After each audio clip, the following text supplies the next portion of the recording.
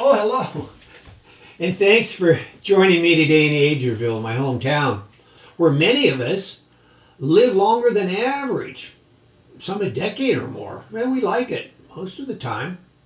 I just got back from getting 500 steps around the house while working on my grip strength for 5 minutes. Today, we're going to discover the secret ingredients of a cognitive examination. We'll learn that there's no reason for anxiety or avoidance of this important psychological and medical procedure. Maybe we'll even begin to look forward to regular screenings. Let's jump right into this vital brainy issue. Been forgetting things lately? Can't remember where you put those keys? Keep forgetting what you plan to do? Find yourself standing in the kitchen wondering, why did I need to be here? Happens to me quite often. Can't recall common words or people's names. It happens as we age, and some of it is very normal. But you still wonder, am I losing my memory? Is this a sign of imminent dementia just around the corner? Am I sliding into a mental condition from which I will never recover?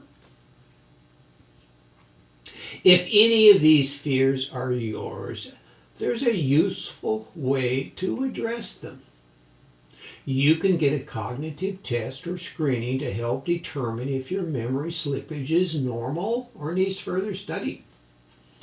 A cognitive assessment by a qualified professional will help answer your nagging questions once and for all without constant worry. My wife, Lolita, gets annual screenings through Sharp Hospital in San Diego. Even though at age 72 she has no sign of mental decline. She takes her 89-year-old mother with her, who seems to be forgetting more than usual these days. I haven't had one yet, but I plan to do so soon. I've included a short video from Sharp on their screening process in the links.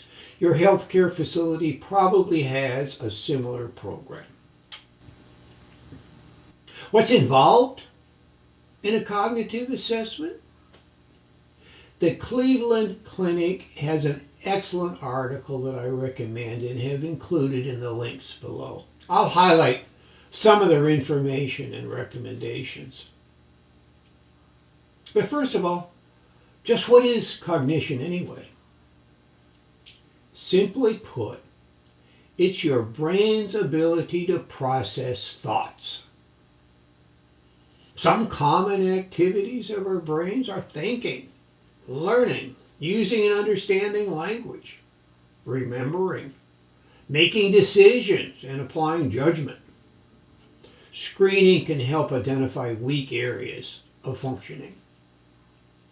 They won't be able to isolate what is causing a decline or identify brain areas that might be involved, nor are these screening devices able to diagnose dementia. If the screening test indicates problem areas, a full neuropsychological examination may be recommended. Curious about what they're going to ask you? Can't blame you. Nobody wants to be surprised or fear the unknown. They'll be looking at the following categories. Awareness. They want to know if you are aware of who and where you are. That's a good place to start. If you flunk this one, expect a referral immediately. They might also ask you to name the President of the United States. I recall my mother getting an exam in her early stages of decline, and they asked her about the president. She was very proud to say, George W. Bush. So I think she was expecting that one because she'd heard it before. Attention and short-term retention. They may give you a list of words to repeat back to them. Concentration. They may give you some 5-letter words to spell forwards and backwards. Short and long-term memory. They'll ask some questions about recent activities and even events from long ago to check your recall. Reasoning. They may give you isolated words and have you place them in a category. Tulip, violet, carnation. Did you get that one? Language usage. They may ask you to name some objects, maybe from photos, and have you read and repeat some phrases. Simple math and judgment problems. What would you do if such and such occurred? Maybe if you saw smoke coming from your backyard, how would you respond? I recall my mother telling me that she saw a swarm of bees in bushes behind her house. Her impulse was to get a garden hose and chase them away, but she realized they might attack her if she did that. She found out later from an exterminator that she had a nest of Africanized bees that definitely would have been all over her had she sprayed them. Later, as her dementia increased, she might have actually grabbed that hose. You might be wondering, can I do anything to prepare for the exam to increase my chances of doing well? It's like thinking you can study for an IQ test and get a higher score. I gave thousands of IQ tests during my career, and no, you can't pick up a book or take an online quiz and instantly jump up your IQ score.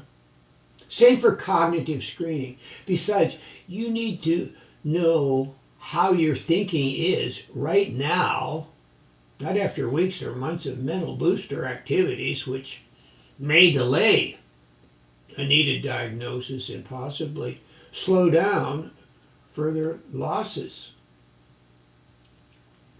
It's understandable that you would have some anxiety about taking a cognitive assessment test. A little uncertainty and apprehension might even help you do better on it. But some relaxation strategies before the exam might be helpful. Perhaps some deep breathing or positive self-talk would help reduce your fears. For those who want to test themselves, there are some options available online. The best is the SAGE, S-A-G-E, exam. It's a simple paper pencil test that you can take yourself and score. The acronym represents Self-Administered Gerocognitive Exam and was developed by a professor at Ohio State University. Check out the links below if you want to learn more about SAGE. If you have serious concerns about your memory or have heard loved ones express their opinion, I recommend that you skip the self-testing and schedule an appointment immediately. It's best to face the challenge head on, not to pretend it isn't real.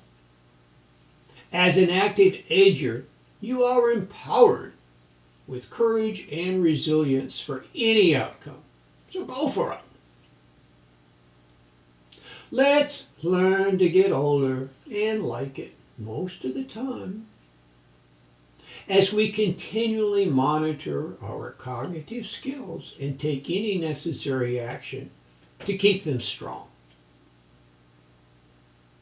Humpty here, wishing you a special day of joy and peace as you relax and accept natural aging, even though you might wonder sometimes how it's all going to turn out. Be sure to check out the links and a companion video on the topic of mild cognitive impairment, MCI. Have a great day.